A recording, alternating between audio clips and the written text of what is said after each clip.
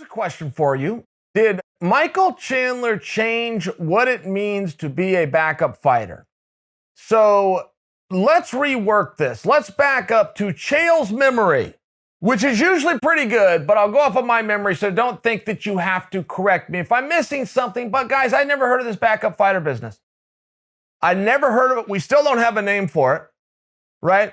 I've called it in the batter's box. I don't like that term, but nobody's given me a better one. Point is, we don't know a whole lot about this. I was at an event. Well, as a matter of fact, it was Conor McGregor versus Khabib. I think that's right. I think it was Conor versus Khabib, but within that card was Derek Lewis versus Ngannou. So when I show up to the weigh-ins, I'm with ESPN, Errol and I are covering the actual weigh-ins, the real ones. And all of a sudden, Volkov gets on the scale. And I'm looking around, I'm asking, what's Volkov doing here? Well, it turned out, but see, they hadn't told anybody. Volkov had a deal with the UFC that Volkov was going to fly in from Russia, rumored to be paid $10,000, if that's even relevant to the story, have his paperwork done, be cleared by the commission, get on the scale, and should anything happen to Ngannou or Lewis, Volkov's there to step in. Okay. That's when we very first ever heard even what a backup fighter was. It had never been done. We'd never heard of it. And by the way, to re-say what I already said, but the UFC didn't even tell anybody. Volkov just gets on the scale, and then we find out why he's even there. Okay. Well, once that comes out, I don't know why nobody was told. Whether the UFC thought there would be pushback or resistance or card subject to change. I mean, in all fairness, the UFC should have gotten credit for that. That is being very forward thinking to preserve a match that you wanted to take place. In all fairness, they should have told people this was going on.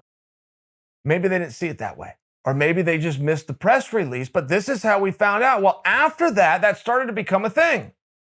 Started to be a pretty goddamn good solution, particularly when you have a main event. The next one that I recall was going to be Tyron Woodley versus Darren Till, Kamaru Usman, backup fighter. Now, you saw how well that worked out, right? Woodley ends up beating Till. His next fight, he goes to the backup fight. The backup fighter is a very real thing. I feel as though we have never put enough credit into that. You're essentially being identified as the number one contender. I don't know how you offer to do that, go through a training camp, get licensing, make weight, and then somebody rips the rug out from under you, which is why I bring out the point about the press release. I feel as though it's a very good thing. I feel as though it was a very forward-thinking part of the UFC, and they should have taken a victory lap for it, but not my point. My point is this position. So you saw how well it worked out for Usman. Somebody else did it. There's been backup fighters since then, but all of a sudden we run into the pandemic, absence of shows, and we come back into 249, which is going to be Ferguson versus Gaethje, and it turned out that Conor was asked to be the backup fighter. Now, I don't know that it was in the exact same position in that Conor was to come out and weigh in and be there in case. I don't think that's what it was. I believe that when Khabib couldn't make the trip, that's when Conor got the phone call. So I don't think it was apples to apples, but the way the story's told, it was the same thing. I think the story is being told wrong. I think what I just said is right.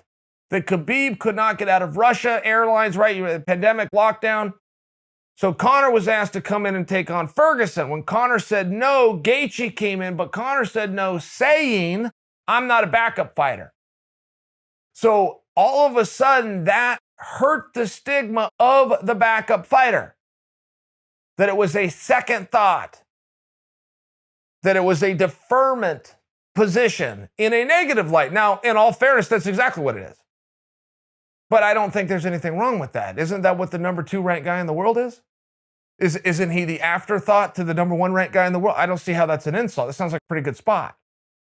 You're not the guy, but you're the next best guy on all of Earth. I mean, I'm just sharing with you. I don't see the insult, but when Conor came out and said this, and all of a sudden, right? I mean, Conor makes a statement, guys, follow it. then it seemed to me as though, and here's my question to you, did Chandler change what that means? Chandler comes into an organization, champion from Bellator, becomes a free agent, signs. First thing he gets asked to do is to be a backup fighter. Oh, by the way, not only does that consist of a training camp, but in these times, it consists of flying not only to a different country, but to a different continent. Oh, by the way, quarantining before you go, quarantining when you get there. I believe quarantining when you get back, multiple tests. I mean, it's a pain in the ass. In all fairness, it's a pain in the ass with your only reward being that you're going to step in on next to no notice against either Gaethje, who's striking heavy, or Khabib, who's grappling heavy. I mean, two polar opposites. It was a stud move by Chandler. It was a stud move, but now all of a sudden Chandler is front and center. There was one promo in that entire pay-per-view done on an athlete who was not competed on the card that night. It was Michael Chandler.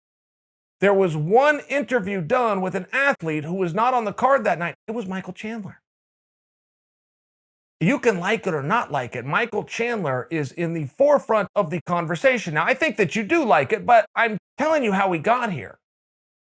They could have very easily brought him over from Bellator, stuffed him somewhere in the deck, even done it as a political move to take a big star from Bellator. I mean, right, these things happen. Goes both ways. Bellator does it, UFC does it. Great, good for the athletes, right? But you see these things. You see these things. Or Chandler can say yes to a very hard and daunting request on his first day at work, do what he did, and be rewarded for it. I'm not talking about being rewarded from the UFC. The UFC listens to you guys.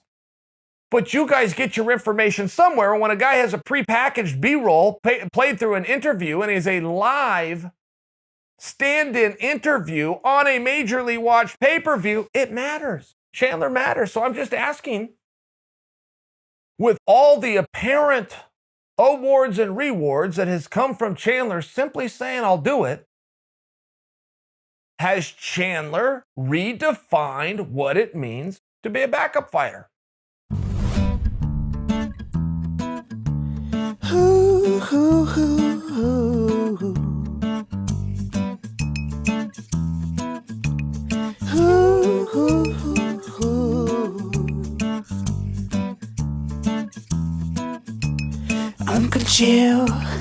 Uncle Chill, there's no bad guy like Uncle Chill. He never lost, not even a round, undefeated, undisputed. Oh yeah, here comes the bad guy, yeah, Uncle Chill.